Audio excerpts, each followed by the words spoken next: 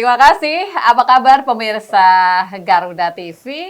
Senang sekali di hari ini saya Eli hadir kembali menyapa Anda tentunya untuk program Rebuk Jawa Timur. Jadi apalagi kalau bersama dengan DPRD Provinsi Jawa Timur kita punya podcast yang spesial dan di hari ini tamu kita juga sangat luar biasa begitu ya. Saya coba mengutip begitu. Untuk kali ini tema kita adalah pertanian, pengangguran dan pemuda. Siapa yang merasa terpanggil di sini tentunya. Dan yang pasti kalau ngobrolin tiga hal ini sangat berkaitan ya, bagaimana pengangguran, terus juga pemuda yang tentunya ini kalau bicara soal pertanian itu menjadi Jawa Timur ini harusnya menjadi tempatnya begitu. Saya akan langsung perkenalkan dulu yang menjadi tamu kita di hari ini. Beliau dari Komisi B DPRD Provinsi Jawa Timur, ada Bapak Dr. Andes M. Rofik. Pak Rofik, apa kabarnya? Baik. Jumpa kembali. Ya. Beberapa saat yang lalu kalau ngobrol dengan Bapak ada banyak cerita yang terjeda. Hari ini coba saya tuntaskan begitu, Pak. Oh, boleh. Pak Rofik, tema kita di hari ini adalah pertanian, pengangguran dan juga pemuda, begitu kan? Seperti yang kita tahu bersama, kalau pertanian ini adalah tulang punggung ekonomi yang ada di Jawa Timur, begitu. Tapi ketika kita coba kaitkan pada pemuda, justru banyak pemuda itu yang enggan untuk bisa terjun di bidang ini. Apa mungkin pengamatan Pak Rofik yang bisa dibagi untuk pemirsa Garuda TV, Pak? Ya, saya tidak menyalahkan pemuda, tetapi ini soal persepsi ya. Oke, bagaimana? Kita bicara pertanian itu sebetulnya bicara pangan. Jadi esensi pertanian itu pangan, bahan makan. Dan itu menjadi kebutuhan semua manusia yang hidup. Jadi kalau sebetulnya tahu esensi dasarnya seperti itu, semua tidak hanya pemuda, siapapun akan terpanggil untuk memperbaiki dan bergerak di dunia pertanian. Karena ini bagian penting dari orang hidup ya. Orang bisa hidup karena bisa makan. Kekurangan makan ini orang bisa mati, baik secara langsung maupun secara pelan-pelan. Kekurangan gizi dan pada akhirnya kan juga meninggal. Nah, filosofi ini saya kira bukan filosofi, tetapi substansi dasar ini yang kemudian mungkin kita sendiri juga menangkapnya kurang secara tepat dan secara mendalam. Sehingga kita tahu hanya parsialnya. Kalau bicara pertanian, yang kita tahu ada sawah, ada petani, kemudian ada, kalau zaman dulu ya ada orang bajak sawah, itu aja. Tetapi di balik itu sebetulnya bicara pertanian ya bicara rentang yang sangat panjang. Pertanian segala turunan aktivitasnya, pangan dengan segala turunan aktivitasnya ini bukan hanya menjadi sumber pekerjaan dan aktivitas kerja bagi siapapun, tetapi ini juga harus dibangun secara berkelanjutan dan semakin kuat. Maka cita Pak Prabowo itu pertanian itu dieksplisitkan, dilugaskan bahwa memang pertanian adalah pangan. Negara kalau pangannya terganggu, negara akan terganggu. Stabilitas juga akan terganggu. Maka tidak hanya Pak Prabowo tidak hanya swasembada pangan saja, tetapi bahwa yang menjadi cita-cita adalah soal bagaimana menjadi Indonesia menjadi lumbung pangan dunia. Keengganan generasi muda, pemuda kita untuk bisa terjun di sektor pertanian itu apa yang menjadi penyebabnya Pak Rofik menurut Bapak? Ini menjadi tanggung jawab kita bersama lah, semua pihak lah, stakeholder harus bertanggung jawab. Jadi pemerintah. Nggak spesifik harus nyentil anak muda gitu ya? Iya. Kalau kemudian kita misalnya bikin spesifik segmentasi pemuda, problem yang utama adalah yang mesti harus kita dudukkan dengan pada persoalan yang sesungguhnya adalah soal persepsi dulu. Kalau persepsi dan kemudian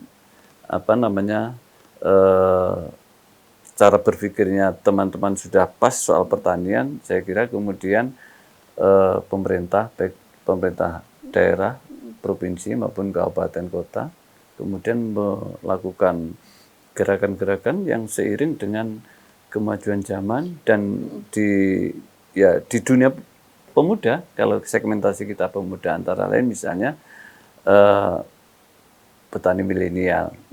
Apa sih petani milenial? Itu harus dijelaskan. Kemudian berarti ini sangat beda dengan petani yang tidak milenial. Yang Bedanya konvensional. apa? Nah, bedanya apa? Siap. Kemudian diruntut sampai ketemu substansi persoalannya apa. Jadi kalau kita Cara pandang dulu tadi ya. cara seperti pandang Bapak itu yang kita sampaikan. dudukkan pada posisi yang benar, saya kira kemudian stimulasi untuk teman-teman pemuda saya kira tidak sulit. Terus kalau begitu dari Komisi B apa Pak yang tentunya bisa merubah arah atau cara pandang tadi, persepsi masyarakat, nggak khusus pada generasi muda berarti ya, tentang pertanian itu sendiri, Pak Raufik? Jadi gini, sesuai dengan kewenangan saya sebagai anggota Dewan, yang pertama pasti kita akan bicara soal apa namanya regulasi. Bagaimana? Jadi gini, undang-undang pangan itu sudah ada. Jadi sudah ada undang-undang pangan dan itu turunannya banyak dan sangat lengkap. Ya. Jadi dari segi regulasi prinsip maupun regulasi teknis di soal pangan itu sudah lengkap. Bicara pertanian sampai kepada soal bagaimana meregulasikan, melakukan penataan di PPL misalnya, penyuluh pertanian lapangan, sudah ada semua. Kemudian pengamanan lahan pertanian, semua daerah sudah punya perdanya. Tetapi satu hal yang mungkin, dan ini sering saya sampaikan, mungkin tahun persidangan depan mungkin ya, Provinsi Jawa Timur belum punya perda soal pangan. Jadi bicara pangan itu hanya parsial pada soal ketahanannya saja. Itu berarti yang akan terus didorong oleh Komisi B? Ini karena persoalan pangan dieksplisitkan di dalam astana citanya Pak Prabowo, daerah provinsi, sekelas provinsi itu harus proaktif menjadi turunannya. Jadi harus ada perda pangan. Yang kemudian kalau sudah ada perda, kemudian ditegaskan lagi dengan peraturan gubernur yang mengatur secara teknis dan kemudian dialokasikan anggarannya. Poin penting apa, Pak Raufik, yang itu harus muncul, harus ada dalam perda yang tengah diupayakan diri Bapak? Perda itu kan memiliki konsekuensi. Perda itu konsekuensinya tidak hanya pada soal regulasi penataan, pengaturan saja, tetapi tanggung jawab pendanaan. Jadi kalau ada perda kemudian dilengkapi dengan peraturan gubernur, itu APBD juga harus mengalokasikan. Di soal substansi perda itu apa? Pangan. Pangan itu nempel di mana? Nempel di Dinas Pertanian. Maka alokasi APBD untuk yang di Dinas Pertanian misalnya harus kita perkuat. Diperkuat itu untuk apa? Untuk edukasi, untuk apa namanya pemberian alsintan, hibah dan lain sebagainya. Itu harus diperkuat. Di soal pangan juga bisa nempel di Disperindak dari segi regulasi. Untuk stabilisasi harga itu adalah yang memiliki kewenangan secara teknis adalah Dinas Perindustrian dan Perdagangan. Banyak. Kemudian belum lagi kalau kita lebarkan lagi misalnya bagian dari itu juga melibatkan Dinas Perkebunan. Jadi banyak yang poin-poin yang memang harus dimasukkan para dalam pihak itu terkait yang kemudian itu bersama-sama dalam satu tujuan untuk memperkuat soal pangan. Pak, saya ingin Bapak lebih memperdalam soal petani milenial, Pak. Ini seperti apa sih sebenarnya gagasan yang tentunya bisa kita dorong bersama di sana? Kalau kita punya perda soal pangan, kemudian nanti pangan ini harus diatur dan harus dikerjakan oleh siapa? Maka ketika kita masuk pemuda, milenial, katakanlah milenial, itu kemudian nanti kita eksplisitkan di perda itu.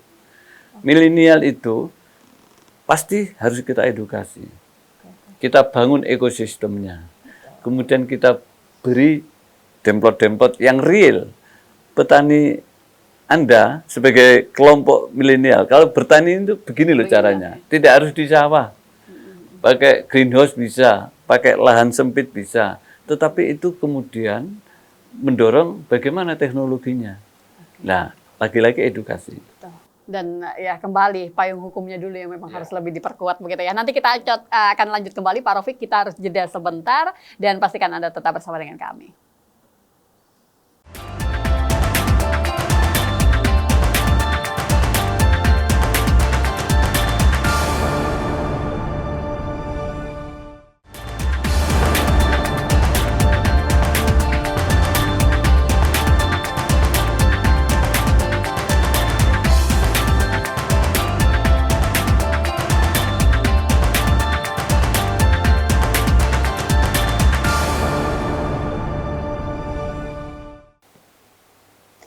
Ya, baik, terima kasih pemirsa Garuda TV. Anda yang masih bersama dengan kami di program Rebuk Jawa Timur. Jadi untuk podcast yang dipersembahkan oleh DPRD Provinsi Jawa Timur, kita masih bersama dengan Pak Raufik di hari ini, masih berbicara soal sektor pertanian dan juga pemuda, yang tentunya di segmen ini saya pengen coba tarik begitu kan, bagaimanakah sektor pertanian ini bisa menjawab kebutuhan akan mengurangi angka pengangguran, Pak Raufik. Jadi kalau bicara pemuda berarti kebutuhannya adalah peluang kerja juga. Apakah ini cukup menjanjikan di sana, Pak? Menurut saya sangat menjanjikan. Itu dengan tadi. kondisi yang bagaimana tapi Pak Raufik? Jadi begini, kalau lagi-lagi soal persepsi ini benar, kemudian kita edukasi, teman-teman ini pasti akan menjadi solusi, menjadi bagian dari jalan keluar adalah pertanian. Oke. Jadi begini, pertanian ini kan sebetulnya, apalagi sekarang ya, sekarang didorong untuk serba mekanik ya. Jadi mulai tanam, mulai pemeliharaan pupuk dan sebagainya kan sudah bisa mekanik semua. Siap. Artinya tenaga manusia secara langsung itu bisa dikurangi dan itu memang problem juga. Jadi kalau anaknya petani, kalau betul dia diedukasi oleh orang tuanya tentang pertanian itu pasti punya jiwa untuk bertani. Seperti saya ini nanam apa saja bisa. Saya bisa, bukan hanya lihat, saya ini melakukan. Karena dari kecil memang pekerjaannya di sawah, diajak ke sawah kemudian diajak. Melihat secara langsung artinya. Itu gitu ya. Petani turunan lah. Tetapi sekarang walaupun bukan anaknya orang petani kan bisa menjadi petani dengan perubahan pemikiran dan kemudian berkreasi. Banyak kok teman-teman yang kemudian memanfaatkan waktu, lahan dan kecakapan yang merupakan hasil kreasi untuk bertani banyak. Sudah mulai tumbuh. Oke, tapi kalau ketika Pak Raufik menyebutkan ini adalah sebenarnya peluang juga untuk bisa membuka lapangan pekerjaan dari sektor pertanian. Bagaimana ketika PR-nya nggak semua tersedia lahannya? Adakah sebenarnya solusi-solusi yang cukup dirasa bisa dilakukan di sana, Pak? Untuk menjawab itu, yang punya otoritas dan punya kekuatan dan kemampuan pemerintah, baik pemerintah daerah maupun provinsi. Jadi begini, Jawa Timur itu kan ada, kalau tidak salah 1,2 juta hektar.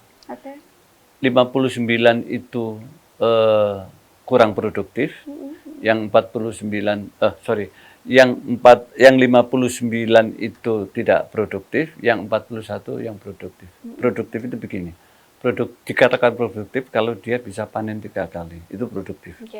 Walaupun antara masa tanam pertama, kedua, ketiga itu ada penurunan, tapi tidak signifikan. Yang masuk klasifikasi tidak produktif itu hanya panen sekali. Dan itu harus direkayasa. Rekayasanya apa? Air. Itu pasti. Kalau ada sawah yang panennya hanya sekali, ini problem utamanya air. Bagaimana mendatangkan air? Nah, ini adalah yang bisa melakukan itu pemerintah daerah. Tentu kalau kemudian problematikanya sangat cukup mendasar, ya disupport oleh pemerintah pusat. Membangun embung-embung di kawasan-kawasan yang kurang air misalnya, kemudian memperbanyak sumur bor. Wilayahnya daerah juga? Iya. Dan ini sekarang sudah menjadi tren di sawah-sawah yang memang irigasinya tidak cukup, pengairannya tidak cukup, sekarang sudah mulai ngebor sendiri-sendiri. Dan itu lebih menguntungkan, bisa menjamin bahwa dia akan melakukan rekayasa untuk mengarah panen 3 kali. Nah, kreasi-kreasi begini, menurut saya, anak-anak muda yang cocok. Makanya anak muda itu mereka lebih kreatif, begitu ya harusnya. Di samping kreatif, tenaganya kuat. Tenaganya jauh lebih kuat sih. Jadi, kalau kemudian persepsinya sudah benar, kemudian diedukasi, kemudian ada supporting, pendanaan, fasilitas, saya kira mereka jalan. Sepakat, benar. Dan ini, ya kalau dia mau milih yang model pertanian yang modern, menggunakan greenhouse apa-apa, ya mungkin lebih bagus, tetapi kan biayanya lebih mahal. Pertanian konvensional pun sebetulnya bisa diatur. Bagaimana teman-teman ini, ya jangan takut kulitnya hitam karena di sawah. hitam putih kan sebetulnya sama saja. Tetapi bahwa etos kerja itu yang harus dibangun. Siapa yang membangun? Ya dia sendiri, kemudian ekosistem lingkungannya, terus kemudian supporting dari pemerintah daerah. Apa? Kemudian kita bisa berkolaborasi dengan perguruan tinggi misalnya, dengan sekolah-sekolah pertanian, kemudian dengan sekolah-sekolah vakasi SMK-SMK yang jurusan pertanian, itu bisa disinergikan menjadi demplot-demplot, menjadi percontohan-percontohan yang cukup produktif, dan itu bisa kita ukur kemampuan produktivitasnya, penghasilannya, dari modal berapa kemudian menjadi pendapatan berapa, dan itu saya kira kalau mencari setingkat UMR, insya Allah bisa terlampaui. Betul. Sebenarnya kalau bicara soal membuka peluang usaha di sektor pertanian itu, kita jangan membayangkan hanya yang pertanian konvensional ya Pak ya. Kalau saya boleh ambil beberapa contoh, sekarang itu kan di beberapa desa wisata lebih tepatnya begitu kan, ada banyak peluang usaha baru begitu kan, yang berbasis pada pertanian juga begitu. Entah itu yang petik kebun, tomat begitu kan, atau stroberi di beberapa daerah, itu kan sama juga boleh kita masukkan itu sebagai bentuk kreativitas dalam pertanian ya Pak. Sekarang itu kan orang pintar menjual, bukan menjual diri ya, maksudnya menjual apa saja yang menjadi potensi. Loh, pertanian itu bisa dijual, pertaniannya sendiri, aktivitas bertani itu bisa dijual sebagai lahan edukasi, lahan wisata pertanian, dan orang datang. Misalnya kalau kita bikin wisata pertanian, itu orang pulang kan punya pengetahuan untuk bertani. Karena di situ kita bisa mengajari, mengedukasi cara menanam. Ayo kita belajar menanam, begini caranya. Pegang benihnya begini. Harus mundur nanamnya misalnya kalau kita masih konvensional dan sebagainya. Artinya apa? Artinya di situ bisa kita bangun ekosistem. Anak-anak diajak merasakan sensasinya membajak sawah, itu ternyata juga nilai tawar yang cukup tinggi juga untuk bisa sebenarnya. Anak-anak kota yang tidak pernah turun ke sawah, itu kalau juga senang loh. Betul. Kalau saya sih kan sudah bilang dari kecil ya. Dan ini sebenarnya peluang kembali pada Bapak tadi, bentuk kreativitas jadi ya Pak. Itu misalnya, kalau itu sektor pertanian kemudian ada sebagian yang bisa kita kemas dan kita poles untuk dijual sebagai objek wisata, itu luar biasa juga menarik. Oke, sama kelanjutannya dengan pengolahan hasil pertanian. Itu bagaimana Pak Rafiq? Jadi gini, kita punya potensi juga kan? Kita bicara dari hulu sampai hilir itu banyak sekali. Dan itu semua adalah butuh tenaga kerja. Walaupun mungkin sudah kita mekanikan ya, sudah gini. Pengeringan padi misalnya, kalau dulu konvensional kan bikin bakan yang luas, gitu. Tapi sekarang kan semua mesin. Mesin pengering itu kan butuh tenaga kerja, butuh skill. Dan dari yang kasar mulai dari yang halus, itu semua dibutuhkan. Belum lagi kemudian transportasinya. Kalau kemudian nanti koperasi desa Merah Putih itu juga memproses beras misalnya, di situ berapa tenaga kerja? Satu penggilingan padi itu bisa menyerap sekitar 25 orang, yang inti saja, belum turunannya. Itu bisa menghasilkan katul, menghasilkan sekem ya, dan itu semua bisa direkayasa menjadi sesuatu yang produktif. Berarti dari hulu ke hilir sebenarnya tidak ada alasan untuk tidak tertarik pada sektor pertanian. Kalau saya menjanjikan sekali berarti ya Pak. Dan itu harus kita dorong lah, karena pentingnya pertanian. Di negara-negara yang lahannya tidak cukup dan iklimnya tidak cocok untuk pertanian itu aja, dia melakukan rekayasa. Kita ini surga dunia. Wong apa aja dilempar tumbuh udah. Ini luar biasa. Ini eman kalau karunia alam dari Allah ini tidak kita manfaatkan untuk ketahanan pangan, dan juga harus dinikmati oleh teman-teman khususnya pemuda dan terutama pemuda-pemuda yang masih membutuhkan pekerjaan. Baik pekerjaan yang utama maupun pekerjaan sampingan misalnya. Itu saya kira sektor pertanian masih sangat menjanjikan. Oke, baik. Nanti kita akan coba lanjut kembali, kita jeda sebentar, dan pastikan Anda tetap bersama dengan kami, pemirsa.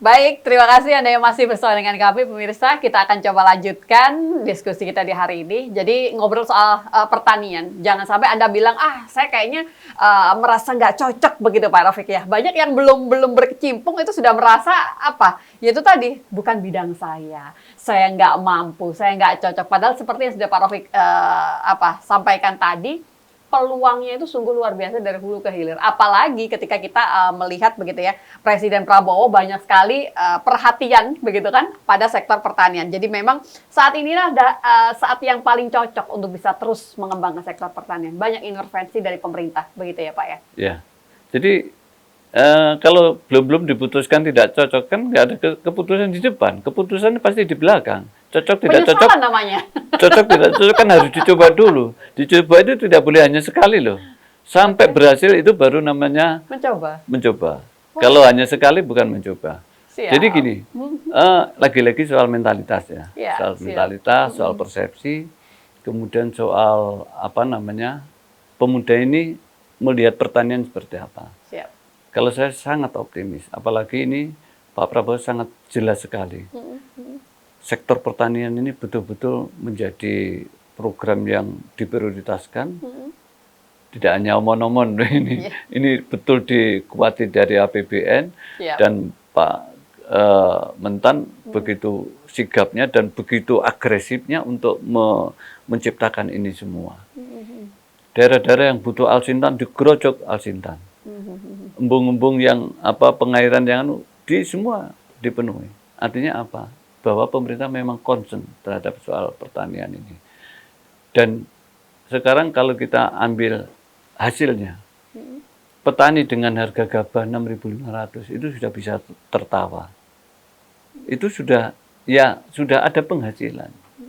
Tetapi yang lebih penting dari itu, bahwa sekarang kalau orang mau memainkan harga gabah, melakukan rekayasa dan manipulasi kan nggak berani karena ada Satgas Pangan dan itu menjadi tindak pidana yang luar biasa kan karena akan mengganggu stabilitas pangan sama dengan mengganggu stabilitas keamanan negara.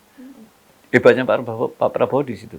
Nah, kembali lagi agar ini menjadi pilihan anak-anak muda ya kita tampilkan. Saya selalu mendorong bahwa yang dikerjakan oleh pemerintah daerah itu melalui Dinas Pertanian, Perkebunan, itu jangan yang selalu konvensional. Harus dipoles dan ini menjadi daya tarik bagi anak-anak muda. Ini yang harus kemudian dikuatkan, tidak hanya dalam soal narasi-narasi, tetapi dalam soal real, faktual. Bisa dilihat, bisa dikerjakan, kemudian bisa dipraktekkan, kemudian bisa ditunggu hasilnya. Saya kira ini menjadi sangat penting yang harus menjadi bagian dari tanggung jawab kita bersama lah. Oke, baik. Kalau memang pemerintah sudah memberikan bentuk intervensi yang sangat luar biasa di sektor pertanian, bagaimana memastikan kalau pemuda kita itu tetap menjadi aktor utamanya, Bapak? Jadi bukan lagi kita membahas generasi di atas, tapi benar-benar sampai bawah, begitu kan? Seperti apa, Pak Rafiq? Itu yang kita harapkan. Petani-petani, mohon maaf, saya tidak punya pretensi untuk menyinggung petani yang sudah tua-tua, tidak. Memang sekarang itu yang mau ke sawah itu orang-orang tua. Jadi karena memang itu tadi, kita harus merubah persepsi, merubah cara pandang terhadap sektor pertanian. Dan itu digerakkan di lingkup di level anak-anak muda. Kalau anak muda kemudian dia bergerak di pertanian, itu cepat sekali. Banyak contoh. Pemuda-pemuda, anak-anak muda yang kemudian hanya belajar dari YouTube, kemudian dia coba-coba. tingkat kecerdasannya beda, ide kreativitasnya beda, dan tenaganya. apalagi sekarang didukung oleh kemajuan teknologi informasi seperti ini. Sepakat. Ini bisa cepat. Dan mumpung begini, maksud saya, kita ini Pak Prabowo ini, saya tidak punya maksud untuk membanding-bandingkan dengan pemerintahan sebelumnya ya. Tetapi bahwa sangat kelihatan bagaimana membangun kekuatan ekonomi itu di level bawah. Pak Prabowo sangat terasa di sektor pertanian, kemudian koperasi, perdagangan, ini kemudian kan semuanya di bawah. Gerakannya di bawah. Di era-era yang dulu kan yang banyak yang di menengah atas kan, yang infrastruktur macam-macam itu kan sebenarnya segmentasinya menengah atas. Tapi ini digelontor di bawah, biar bawah ini menjadi pusat kekuatan ekonomi, baik yang berbasis desa, berbasis kepemudaan, berbasis anak-anak muda, berbasis macam-macam varietas atau entitas bisnisnya, itu kan sekarang sedang digelontor di bawah. Dan ini harus dijaga sustainable-nya ya, keberlangsungannya, biar tidak menjadi program yang seremonial selesai. Bukan hanya seremonial, tetapi hanya berhenti satu periode misalnya. Dan ini berkelanjutan. Karena apa? Karena ini adalah program yang berhubungan dengan hajat hidup orang banyak. Baik. Jadi bagaimana hidup orang banyak ini kemudian kita lindungi betul, kita siapkan betul soal pangannya, lahannya, kemudian kita edukasi dengan, kita support dengan alsintannya, alat-alat pertaniannya dengan modernitas, dan kemudian ditopang dengan kemajuan teknologi dan informasi ini luar biasa. Pak, kita kembali pada kondisi Jawa Timur sendiri. Jawa Timur seperti apa posisinya kalau bicara soal pertanian? Masihkah kita memiliki potensi yang selalu digaungkan? Kita adalah penopang ekonomi utama. Cuman faktanya itu tadi masih belum banyak generasi muda kita yang memang mau terjun ke sana, Bapak. Saya agak jadi gini. Ya ini bagian dari tugas saya juga, melakukan pengawasan dan kemudian mengukur relasi antara program pusat dengan program daerah. Untuk Jawa Timur saya kira masih kurang. Pak Prabowo sangat concern di dalam soal pangan, di dalam soal kemandirian pangan, kemudian soal energi dan lain sebagainya. Tetapi sambutannya pemerintah provinsi masih belum signifikan menurut saya. Terutama di soal pertanian, masih kurang. Harusnya apa langkah yang bisa lebih mempercepat, Pak? Yang menurut Pak Raufik di Komisi B itu bisa lebih mendorong dan itu bentuk perhatian dari pemerintah Provinsi Jawa Timur? Harus ada penataan secara struktural dulu. Jadi instrumen yang dimiliki oleh pemerintah provinsi yang berupa dinas, UPT itu harus dikonsolidir dulu. Baik. Kita ini UPT di bawah dinas pertanian ini luar biasa banyak. Ada yang untuk pembibitan, kemudian uji coba pengembangan varietas dan sebagainya, banyak UPT. Tapi ini kurang dikonsolidir dalam satu arah yang jelas, sehingga masih kadang-kadang yang dikerjakan masih parsial aja. Maka saya sering mengatakan dinas pertanian ini harus mengkonsolidir potensinya yang dimiliki. Kemudian ya pasti akan kebutuhan pendanaan saya kira harus juga dikuati agar itu tadi, agar semuanya bisa mendapatkan kemudahan-kemudahan. Sebenarnya kalau bicara anak muda dan juga sektor pertanian itu ketika itu menjanjikan untuk masa depan mereka, pasti deh mereka akan coba beralih. Berarti kan tinggal fokus kita bergeser pada sektor pertanian, itu benar-benar menjanjikan pada masa depan generasi muda kita. Begitu ya Pak ya? Sesimpel itu kah? Atau tidak? Enggak, iya, bisa ya, bisa kan? Tidak. Imajinasi saya itu begini. Bagaimana Pak? Ada desa percontohan.